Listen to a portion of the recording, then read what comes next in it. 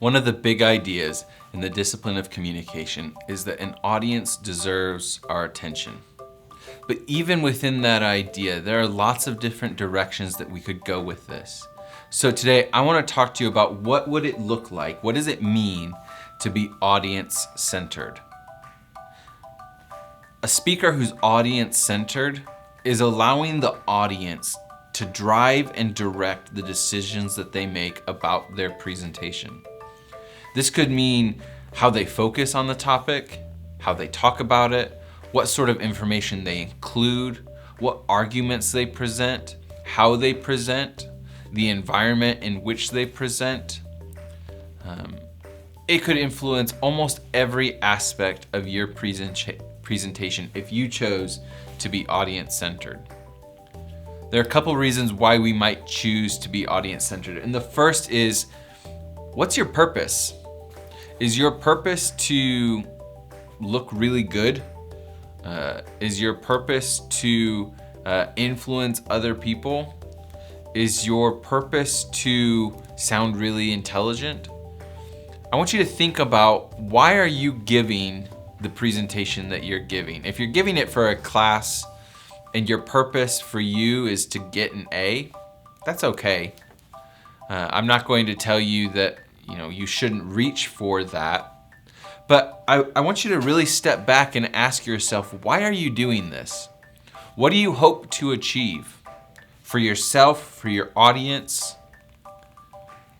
When we're audience-centered, we start from a spot of wanting to honor our audience, but maybe it can go beyond that. Maybe you could teach them something. Maybe you could help them understand, a missed opportunity that they've had to see something from someone else's perspective. Maybe your purpose is to motivate them, to see something in the world around them and get excited about something. If your only purpose is to get through the presentation, your audience is gonna get bored. They're going to sense that lack of trust, that lack of desire, and you're not gonna do as well. It's gonna feel off, because it is off. Your purpose, your motivation is wrong. So, when we center on our audience, we start with, what's my purpose? What am I really hoping to achieve? When we center on our audience, we're more likely to keep them engaged. There's nothing worse than standing in front of a group of people and watching their eyes glaze over. They check their watch, they pull out their phone and respond to an email. When you center on your audience, you include things in your presentation that are specifically designed to keep your audience engaged. When your audience is engaged, it's easier for you to stay engaged and feed off of that energy. So, center on your audience. When we center on our audience, it's also a way for us to demonstrate that we care about our audience. I want you to think about a time that you were talking to someone and you realized that it didn't really matter if you were there or not. Have you ever had that happen? They're just talking and talking and talking, and you could replace you with a brick wall or a mannequin, and it really wouldn't change the conversation. You probably didn't feel like that person really cared about you, right? I think it's because they didn't think about their audience. They weren't centered on who's listening to me and how might that shape what and how I talk about something. So we can demonstrate that we care about our audience when we center on them. What do they care about? What within my topic would be of most interest or importance to them? Even if that's not maybe the area that you understand the best, go out and research it and understand it better so that your audience understands you care about who they are. When you center on your audience, it also helps you understand who they are. Maybe there's something that just happened in their life that connects with the topic that you want to talk about. If you don't know who they are, you might miss that opportunity to demonstrate that you care about them, that this big thing, important or sad or happy that happened in their life that connects with this topic. If you can reference that, if you can pull that out, it shows that you've centered on your audience and it shows that you care. The last thing that this does when we center on our audience is it increases our credibility. If our audience feels cared for, if they're engaged, if they come away feeling like you were there for them, they're gonna think of you as someone who's reliable, trustworthy, competent, charismatic even, all of which is increasing your credibility, which will help you make the points you want to make in a way that is clear and easy to understand. So that's why we center on our audience. How? Well, first, you need to answer the question, who is my audience? There are a couple of ways that you can figure out who is my audience. And the first one is your audience's demographics. So when you are trying to understand your audience from a demographic standpoint, you're trying to answer the question of what do they know and what have they experienced? You're gonna ask questions like, how old are they? What year or grade are they in school? Or where are they from? What course are they taking? What groups do they belong to? Their education level or their income. When you ask questions like this, it helps you understand a little bit about what they might know and what they might have experienced. If you just focus on one of these though, you can get into some pretty big trouble. Imagine that I've told you you're going to present a digital tools presentation to a group of an audience between the ages of 65 and 75. And that's all I tell you. What sort of things come to your mind about what that age group knows about digital tools? Maybe you have a grandparent who is constantly asking you for help with a cell phone or computer. Maybe you have a parent who texts in really weird, stilted sentences because there's no punctuation anywhere, or maybe the opposite, maybe there's too much punctuation. And so maybe you've had some experiences with people in this age group with regard to digital tools that would lead you to believe that you're gonna have to start from a very basic introduction and keep your expectations low. If that's the only piece of information that I've given you, their age, you may group your audience around a stereotype. That could be really dangerous. I mean, what if that group of 65 to 75-year-old audience is professors and experts in software engineering, computer science? What if they're executives from Silicon Valley? What if they've worked with startups all over the world? All of a sudden, your entire information set, your entire plan goes out the window because you only focused on one piece of the puzzle. You only focused on one part of who your audience is. So, when you're asking questions about your audience's demographics, be careful that you don't stereotype, but be careful that you don't essentialize either. If I ask questions about gender and find out that my entire audience is female, and I make that the only part of their identity that I focus on, and I essentialize that as the most important part of who they are, I'm gonna miss out on a lot of other things that could potentially play a role in the things they see and believe and care about. So, demographic questions are important.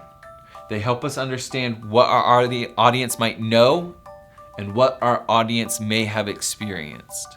But that's not where I want you to stop. Go a step further, and I want you to answer the question, what does your audience think about your topic? Now, this may be a bit challenging, okay? Because you might not be able to find out from all of your audience. So maybe start asking yourself some of these questions. What do I think my audience values? You might be able to tell some of what they value from the things that they do, where they spend money, where they go, who they spend their time with. That might tell you something about what your audience values. What are they interested in? What's important to them? What do they believe, or what is their attitude or disposition as it relates to your topic? You're gonna have a much easier time connecting with your audience and demonstrating that you care if you can answer these questions about who are they, what do they care about, what's important to them, what do they value. If I can structure my speech or my presentation from a position of where they are at rather than just where I am, I'm gonna be more successful because there's just one of you and there's a lot of them. So if you're able to get yourself into a spot where you can understand what they value, what they're interested in, what their attitude is, or what they believe, and you can move from that direction, you're gonna be more successful at bringing them on board with whatever it is you're trying to inform them or persuade them about. So, how do we do this? Right? I can talk to myself and I can try to answer the question of who is my audience. I've tried to do that for this. I've tried to imagine who you are. What do you care about? What's important to you? What do you value? I can sit and I can think and answer those questions myself, or I can do some research. I can figure out who's going to be in my class this semester. I can figure out, who tends to, go to this sort of conference if I'm speaking at a conference, or, if I know that there are going to be a couple of really important people in my audience, maybe for an interview, do some research. Maybe they've written an article or they've published something that helps you understand who they are a little bit better. That might also give you something to reference during your presentation. Ask questions during your presentation and then adapt accordingly. There's nothing worse than hearing a speaker ask a question like, how many of you have experience with X? Thinking that no one does. And then everyone raises their hand. And then the speaker does nothing with that. They say, oh, I didn't expect that. And then they give the presentation like they had planned, not really making any changes. Or maybe the other way around, they think everyone knows about their topic and they find out that no one does, or no one cares about it. So don't just ask a question during your presentation. Ask a question and adapt as a result of that question. And then lastly, just be cautious with your assumptions. Be careful that you don't put people in a box, that you consider the breadth of human experience, that we are multidimensional people. We are not defined by a single facet of our identity, but rather we are complex. That the things that are important to one person in your audience might be derived from some other source than their shared identity with the rest of the audience. So, give your audience multiple means of connecting with your topic. Understand, they are not a single person. They're made up of lots of people. People who had different experiences showing up that day. Different experiences the week leading up to, or the year leading up to. So, our audience deserves our attention. And when we give them our attention, we are better able to center on our audience, to keep them engaged, to demonstrate that we care about them, to increase our credibility, and to understand what our purpose is.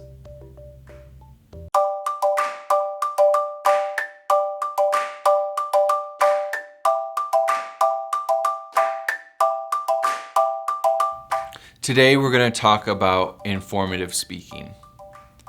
When you're giving an informative presentation, one of the things that you have to be aware of is, what is your topic? You could talk about lots of things. One of my favorite topics is the topic of rabies. I think it's really interesting.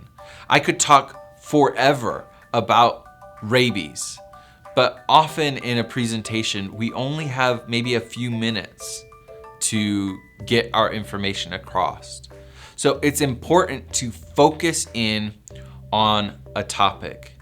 Don't be so broad and general that you don't have enough time to cover everything. It's important to focus in on something maybe specific about your topic. So today, we're going to look at the 4 main types of topics that you have in informative speaking and 3 strategies that can help us focus in on what is the most important pieces of information about my topic that I want to share with my audience, and how do I want them to experience my topic. The first topic that we have is a concept topic. A concept is something that is abstract or intangible. Maybe it's a political system or a religious view or an ideology. If that's your focus, if that's your topic, how are you going to focus in on what's important within that topic? Well, there are 2 main strategies that you might use. The first is topical. If there are several big ideas that you feel are really important in this topic, maybe they're philosophies or tenets of a belief system, and that's what you really want to communicate, then a topical organizational structure, that strategy is going to focus in on those areas in a way that brings those to the forefront. Maybe there are several specific points in time in that economic system or belief structure that you really want to highlight, those moments in time where something happened. You might go with a chronological order. A chronological strategy is one that moves linearly through time and highlights important moments. So, whether you're highlighting big ideas, important people, and using a topical structure, or highlighting important moments and using a chronological structure, these 2 strategies are going to set you up for success if your informative topic is that of a concept. If a concept is intangible, an object is concrete or physical. If you're informing us about an object, that could be a literal object, but it could also be a person or maybe a group, an organization. There are a couple of strategies that we might use for this type of informative topic that really help us focus in on what's important. So ask yourself, what's most important about my object or my person or this group? Is it the events leading up to the group's founding or the history of that object? Is that what you want to focus on? Or do you want to focus on really important people in the organization or in the creation of the event? I was just listening to a podcast this last week about the creation of napalm, which would be an object. And this podcast was structured around the really important people that brought this, object to life. That was a really engaging way of thinking about this object, was the people who created it. Or maybe you want to go spatially. Maybe you want to inhabit that physical space and move us through that space with your presentation. So each of your main points then in a presentation with a spatial strategy is different physical locations within that object. If you are giving a speech about this castle, you might give a spatial strategy speech where you move us through different regions or spaces within the castle in a way that brings it to life. So ask yourself, what's most important? What do I really want to focus on? Because then the strategy will solve itself. The third type of informative presentation that we have is the event. These are the historical, the contemporary, or the unique. This doesn't have to be something that happened hundreds of years ago. It could be something that's happening right now. There are protests right now that are happening all over the world. You could give an event speech about those protests and what they mean and what they stand for and what their goals are. It doesn't just have to be something that happened, in the history or the founding of a country. It could be something that's happening right now. So there are 3 strategies that we're going to use to focus our event speech. Again, ask yourself, what's most important? Another question that you can ask yourself is, what is going to engage my audience the best? If I was giving an informative presentation about a battle, maybe a World War II or a Civil War battle, I might ask myself, how does my audience best want to engage with this topic? Or what's most interesting about this topic? And how can I highlight that? A chronological speech on an event might focus on the really important things that led up to the event or the before, during, and after of the event. If that's what's most important, then use that. Maybe it's spatial. Move us through the physical space of the event. In a battle presentation, we might talk about the different fronts of the battle and who was there and what happened there and why was that important in that space. Or we might focus in on a few big important people or ideas that happened or came about in this event. But the question you have to ask yourself again is, what's most important about my topic and what's going to engage my audience? So, an event presentation, historical, contemporary, or unique. A process, by contrast, is something that is repeatable and regular. If you've ever worked for an organization where you had a very repetitive job, then you have had to understand a process.